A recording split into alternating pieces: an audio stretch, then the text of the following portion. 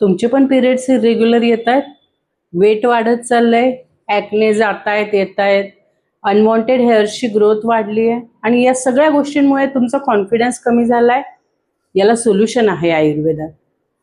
विश्व स्वास्थ्यम भवतु. मी वैद्य दीपाली ठाकूर आई निर्माण हेल्थ फाउंडेशन या यूट्यूब चॅनलमध्ये आपल्या सर्वांचं पुन्हा स्वागत करते. आजकाल ही गोष्ट खूप कॉमन झाली आहे की तुमच्या ओपीडी मध्ये जर 5 महिला पेशंट असतील तर त्याच्यापैकी एक रुग्ण ही पीसीओएस आणि पीसीओडीने ग्रासलेली आहे. सर्वसामान्यतः हा समज आहे की पिरियड्स इरेग्युलर नाहीत म्हणजे पीसीओएस पीसीओडी आहे, पण तसं नाहीये. ही एक एंडोक्राइन मेटाबॉलिझम डिसऑर्डर आहे. याच्यामध्ये जर आपण वेळीच ट्रीटमेंट नाही केली तर ते इन्फर्टिलिटीचं किंवा डायबिटीसचं कारण देखील ठरू शकतं. काही रुग्ण तर मी असे बघितले जे 6 ते 8 महिने ट्रीटमेंट घेत आहेत किंवा गेली वर्षभर ट्रीटमेंट घेत आहेत. काही वेळापुरता त्यांना तात्पुरता फरक पडतो आणि काही महिन्यांनी परत ते सिम्पटम्स चालू होतात. आज आपण जाणून घेऊया पीसीओएस किंवा पीसीओडी या डिसीजमध्ये शरीरात वैज्ञानिकदृष्ट्या आणि आयुर्वेदिकदृष्ट्या काय बदल घडतात. वैज्ञानिकदृष्ट्या बघायला गेलं तर 3 गोष्टी महत्त्वाच्या घडतात.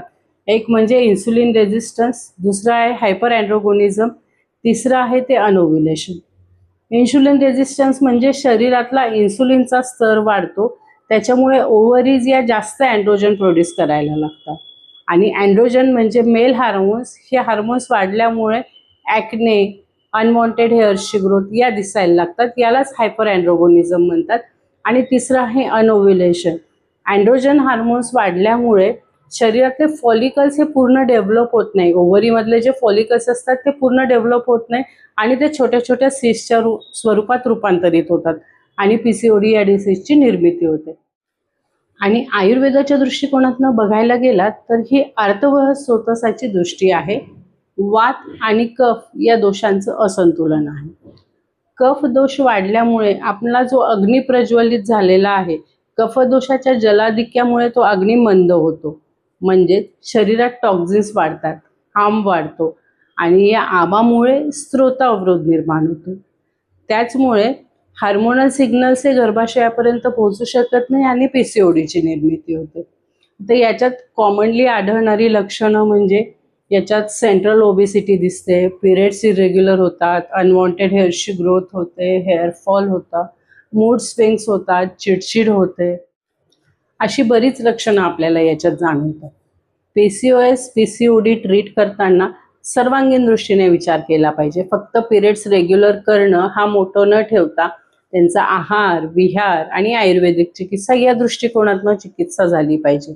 आहारात म्हणाल तर मासिक चक्र नियमित होण्यासाठी आपण काय काय आहारात अंतर्भाव केला पाहिजे या गोष्टी महत्त्वाच्या आहेत. विहार म्हणताना इन्सुलिन सेन्सिटिव्हिटी वाढेल असा विहार झाला पाहिजे, म्हणजे कमीत कमी 30 ते 45 मिनिटं रोज चालणं आवश्यक आहे. आसनांमध्ये काही पश्चिमोत्तानासन, अर्धमत्स्येंद्रासन किंवा तितली आसन यासारख्या आसनांचा आपण अंतर्भाव करू शकतो. आणि आयुर्वेदिक चिकित्सेमध्ये म्हणाल तर त्रिफळा आहे, वरुण आहे, कांचनार गुगुळ आहे इत्यादी खूप चांगली औषधं आयुर्वेदात आहेत जी या गोष्टीला व्यवस्थित ट्रीट करू शकतील. अशा पद्धतीने जेव्हा आपण सर्वांगीण विचार करून त्याची चिकित्सा करतो तेव्हाच हळूहळू पण कॉन्स्टंट आणि लॉंग लास्टिंग रिझल्ट दिसू शकतात.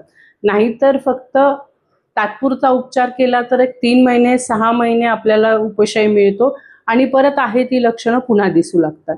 म्हणून आपल्या स्वास्थ्याचा विचार करताना जवळच्या वैद्याचा सल्ला जरूर घ्यावा. आणि या सर्व दृष्टिकोनातून चिकित्सा ही आई निर्माण हेल्थ फाउंडेशनमध्ये सुद्धा होत असते. आपल्या स्वास्थ्याचा विचार करून एकदा नक्कीच आई निर्माण हेल्थ फाउंडेशनला व्हिजिट द्यावी आणि स्वस्थ राहावं, आनंदी राहावं. धन्यवाद.